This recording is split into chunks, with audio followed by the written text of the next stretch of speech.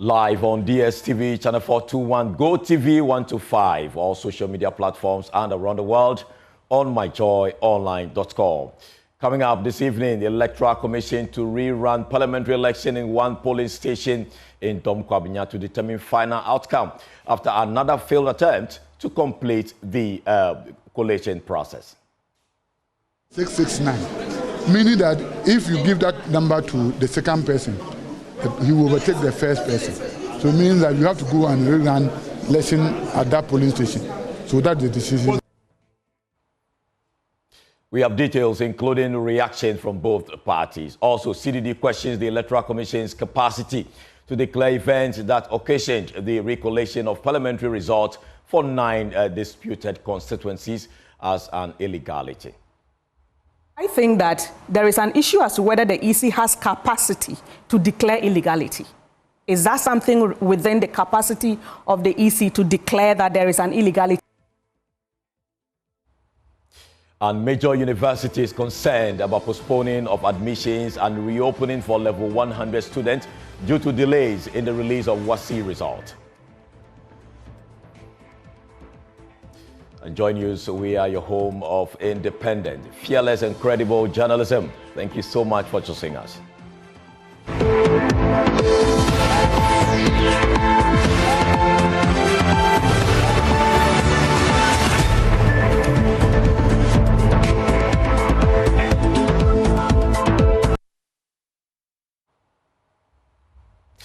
Now, the Electoral Commission is set to rerun the parliamentary election at one polling station in Dome-Kwabenya to determine the final result of the December 7th poll there.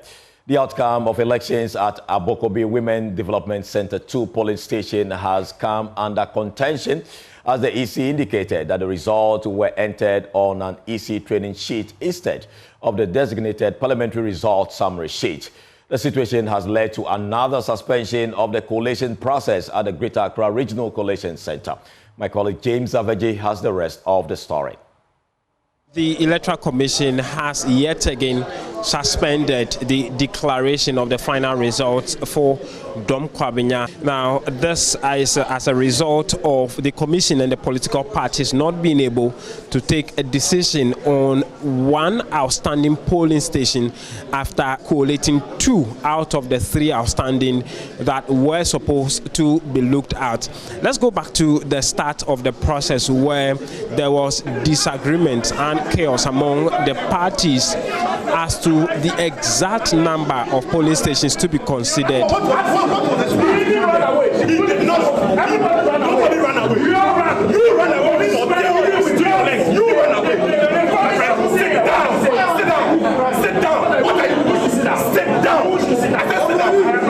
So according to the NPP's parliamentary candidate, Ero Michael Kwe Jr., he was insisting that the EC should reconsider some 88 outstanding polling stations. According to him, when chaos erupted at the collation center at Dome-Kwabenya on the day of collation, the EC was left with 88 polling stations to collate. When the NPP had to abandon the process, they went further to collate 85 out of the 88 behind the back of the NPP, leading to the declaration of the NDC's Eliklim Akurugu as winner. And so he was insisting that the parties should agree to collate 88 of the outstanding polling stations.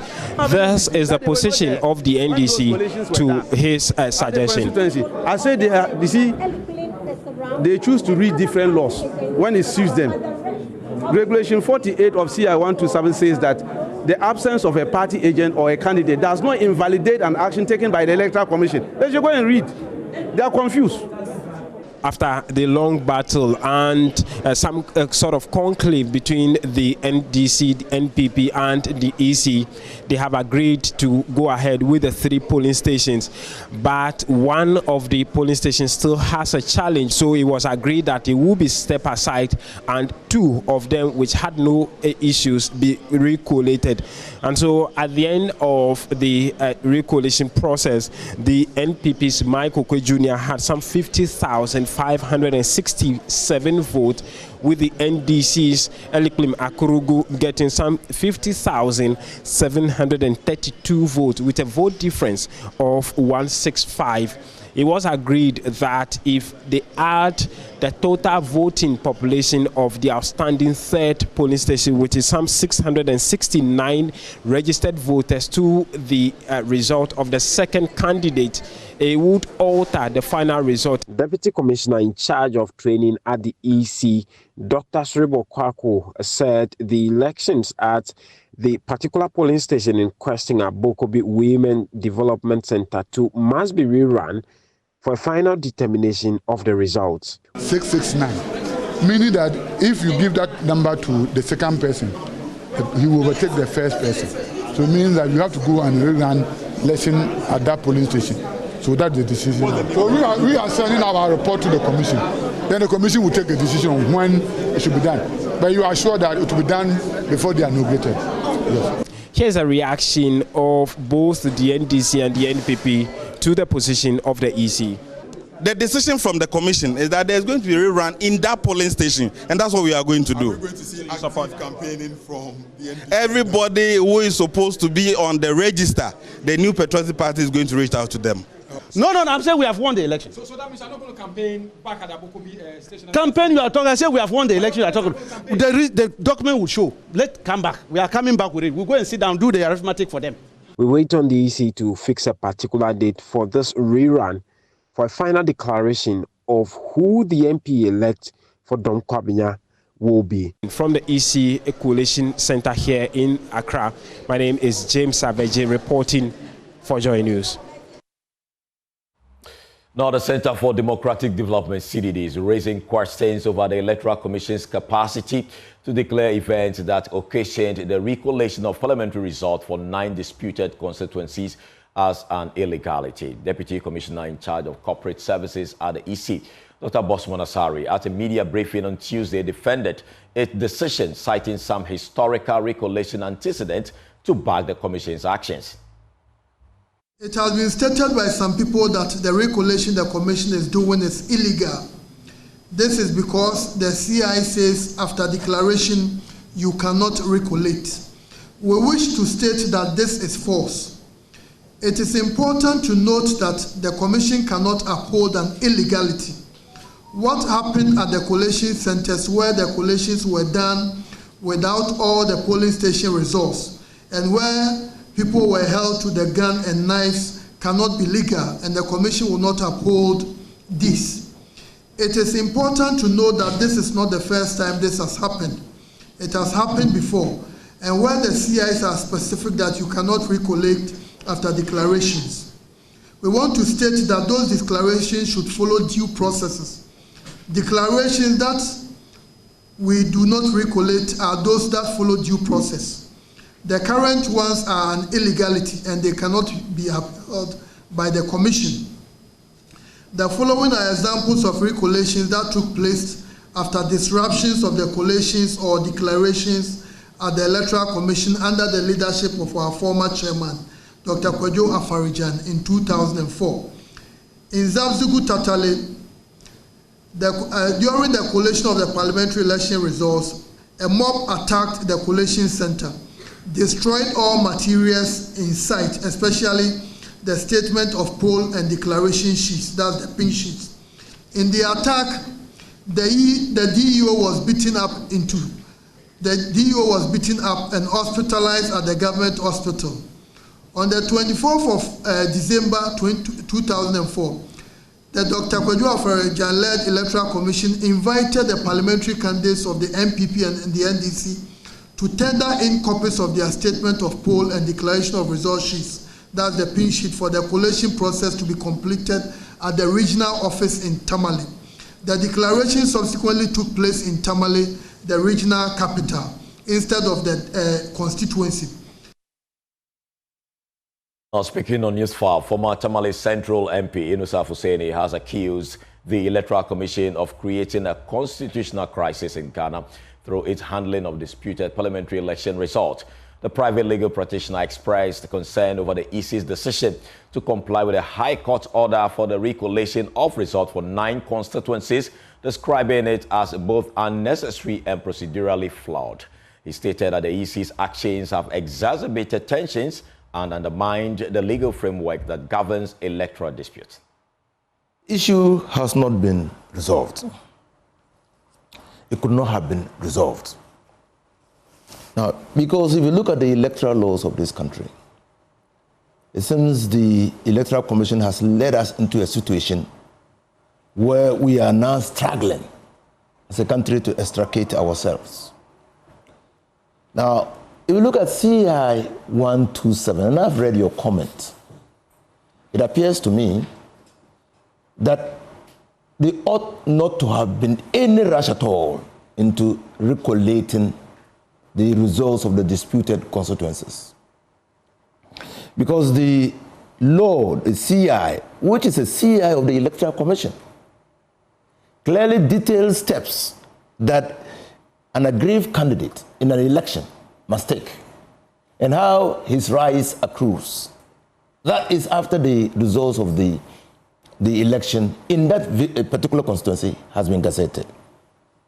Now tell me, Samson, all this hula baloo about mandamus compelling the Electoral Commission to perform a duty that is imposed on it by law, which the Electoral Commission has refused to perform, or collating the results of an election, which of them could not have been achieved if we had simply waited for the results to be gazetted and the aggrieved party takes the matter to court? Which of it could not have been resolved? Now, we have been put into a constitutional crisis today because the EC appears to be the interested party in this case. And I've said when we were in Parliament in 2020, when the Electoral Commission appeared to answer questions on SAL, that it appeared to me then, and has since been confirmed by many people, that the Electoral Commission was acting as if they were a law unto themselves. Now, just take the CEI 127. Even if there's a dispute where there is equality of votes, and there's a dispute as to whether or not one vote should be counted for either of parties with the equality of votes, it is not within the preserve of the Electoral Commission to determine that one vote.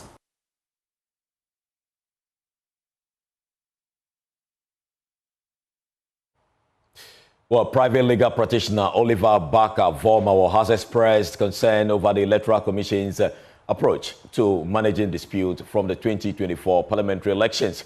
He described the Commission's actions regarding the recollation of contested results as hasty and procedurally flawed. His comment followed the Supreme Court's decision on Thursday, December 26, to unanimously quash recollation results for Tema Central, Ablikmanov, Tichman South, and Okaikwe Central. Speaking on News File, Mr. Vorma questioned the EC's urgency in recollating disputed results, a move he believes undermines judicial process. He further criticized the EC for failing the affidavit in court, opposing the mandamus application while simultaneously moving forward to gazette result for the affected constituencies. The court has been approached on a mandamus application. And the mandamus requires that you make a showing that the Electoral Commission has either failed to collate or is refusing, after a reasonable demand has been made on it or after a reasonable time, to collate. It is surprising to me that in the High Court proceedings, the EC, even though it has not said anywhere that it is refusing to collate, went ahead and did not oppose that point. So when we come back before the High Court, that question is going to arise again, and I think the NDC is going to be happen on that, which is that there's nowhere where the EC has said it is refusing or failing to do a statutory duty. And if there's no failure to, and there's no refusal to, then the mandamus does not lie in terms of how law operates. Now, there's a bigger question as well centrally to this, which is the Commission's persistent recourse to placing the judiciary before a fait accompli, which for me is a strategy that seeks to undermine judicial oversight by putting in place what it considers to be reversible outcomes.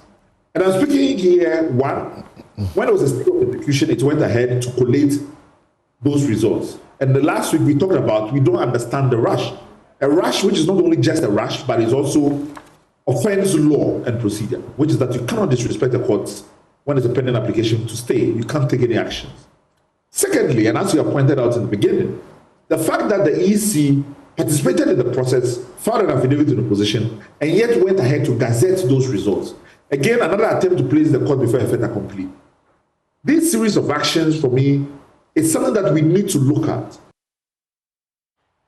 Now, Vice Chair of CDD, Clara Kti, says the right forum to resolve the electoral disagreement is the court. She raises critical questions about the Electoral Commission's authority to declare electoral process illegal. I think that there is an issue as to whether the EC has capacity to declare illegality. Is that something within the capacity of the EC to declare that there is an illegality? There's a difference between an error and an illegality. When you say that you have made an error, you admit it's a matter of fact that, oh, I have done, I've made this error and all of that. But if you are saying that something is illegal, it's a question of law. And whether or not the EC has the capacity to make that declaration in this case is a question I think the court should answer. And then, of course, yes, so this basically is an issue of capacity. Whether they do have that capacity, it depends if the procedure was followed. For me, it's the procedure that is important. If the procedure was followed, due process was followed. Sometimes a dispute might not even arise. Sometimes somebody says, can you do this? I say, yeah, sometimes you can do something. If nobody questions it, it goes. So you could have done, you show the evidence, everybody agrees that this is not well done. Should we do the recollation? We do the recollation. But if the issue becomes a situation where there is not consistency, in the past you say that this is the only circumstance in which we do recollation, and then in another instance we say, and you don't demonstrate the difference, you do leave room for people to be dissatisfied. Yes. Now, former Majority Leader Oseche Mensah Bonsu has described President-elect John Mahama's one-term presidency as a rare and unique opportunity to implement much-needed constitutional reforms to improve governance in the country. Speaking on Newsfile on Joy News, Chair Mensah Bonsu agreed with sections of expert assertion that Mahama's position as a one-term president presents the ideal chance for comprehensive constitutional review. This comes as the Constitutional Review Consultative Committee has submitted its report to President Akufo-Addo. It further stressed the historical context of Ghana's constitution, which was designed primarily to stabilize the nation after a period of turmoil. Because it doesn't have any stake going forward. And nobody would accuse him of having manipulated the system to satisfy himself. So I think he has a very unique opportunity to really take us to where we want to get to improve our governance. To improve our governance, and not only just for that, but to ensure that this constitution becomes development-oriented. Unlike, I mean, the first instance, it was to stabilize the administration. And Clara sent us through the various hiccups that we have as a nation suffered. Now we are stable. I think we are plateauing. How do we improve on it? Do you think that if this chance was missed in John Mahama's period, we will not see it again? I'm no octopus Paul, but I don't want to believe in the first place that we are going to miss the boat.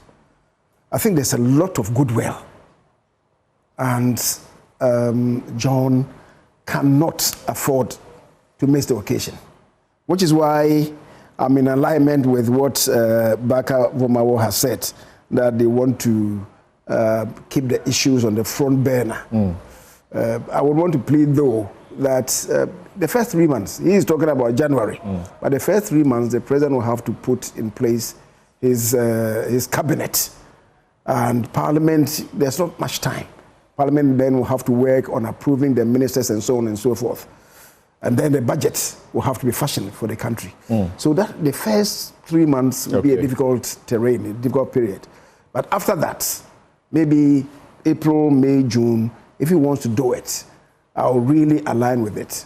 Except that if it is just to serve as a reminder to him that we want to bring, to build a groundswell of opinion to carry this forward, I may agree with him. All right. In terms of the real mobilization, I'll plead with him that perhaps April thereafter will be a much better date.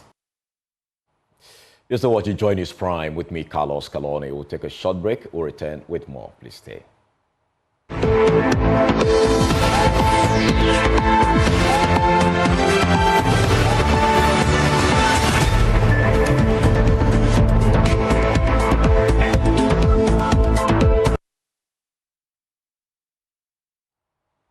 Welcome back, and thank you so much for staying with us. Now, the West African Examinations Council, WAEC, remains uncertain if the 2024 West African Senior School Certificate Examination WASSCE result written months ago will be ready by Sunday, December 29, 2024. Earlier this week, the Education Minister assured the result would be released by then. However, WAEC is still grappling with financial constraints and malfunctioning machines required to mark objective answer booklets, delaying the process. Already, some universities have been forced to postpone admissions indefinitely and reopening for level 100 students due to delays in the release of WASSCE result. My colleague Ashali Michael has more in the following report. Major universities across Ghana are likely to encounter delays in admitting fresh students when school reopens next year, January. This is as a result of the uncertainty surrounding the release of the 2024 WASSCE results. The council had initially advertised that the results would be released on December 19, but delays in the payment of outstanding debt owed WAEC by government railroaded the scheduled timeline.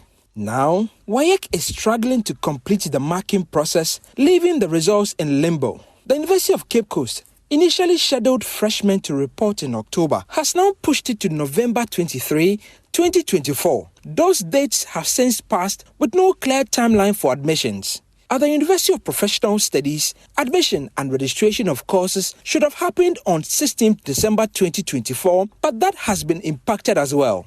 Management of Kwame Nkrumah University of Science and Technology has indefinitely postponed all activities for freshers, including online registration, orientation, and their January 4, 2025 arrival date. The university states that a new reopening date will only be announced after the WASSCE results are released. Dr. Norris Bakwin is the University Relations Officer for KNUST. Well, we are as concerned as any other stakeholder, including all other universities, because we have timelines, we have academic calendar. By this time, we're supposed to have issued out admission letters, but because of the lack of or the WAEC's inability to release the results or process the results early, we have had to have an emergency meeting, management meeting to postpone or reschedule the date for reopening for first-year students. The University of Ghana also scheduled its registration and orientation for first-year students for December 30, 2024. That also hangs in the balance, with WAEC uncertain when the results for the WASSCE will be released. Dr. Gordon Arwandare is the Pro-Vice-Chancellor in charge of academics at the University of Ghana. We are very concerned because already the academic calendar has been disrupted so many times. So we are really, really worried about it. And we hope that there will be a resolution. And so this is making things worse, actually. So we hope there will be a quick resolution. We need about 2 weeks to complete admissions. I mean, within 1 week, some can be done, but for us to cover all the disciplines, to take about 2 weeks. The prolonged uncertainty surrounding the release of WASSCE results continues to disrupt the academic calendar, leaving universities in limbo and first-year students waiting anxiously. For JoyNews, Michael Ashali. Well, in the last 48 hours, the government has paid an additional 35 million cedis to WAEC, bringing the total amount paid to 60 million cedis out of the 118 million cedis owed. Now, the Public Affairs Director at WAEC, John Kapi, says they are still scanning the objective answer sheet and are working to release the result before the year ends. And then we wrote to the ministry indicating the inadequacy of that amount. We requested a further release of 35 million. So this was issued, a check was released to us on December 25, as Christmas Day, around 6 p.m. thereabouts. So the Director of Finance has had to follow through, and yes, we've been able to get the money into our account. And so that is what we requested, and we are confident that this will enable us to carry on with the work that we are supposed to do. Well, we have our...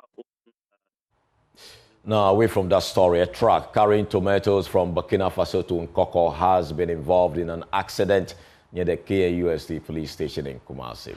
Now, a Range Rover driving around the KNUST campus reportedly drove onto the main road heading towards Ejisu crossing path with a truck coming from the Ofrekrom direction.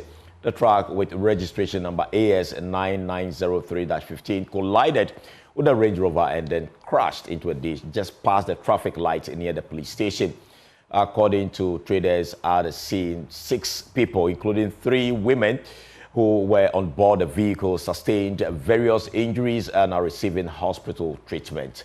We'll bring you details of this story in our subsequent bulletins.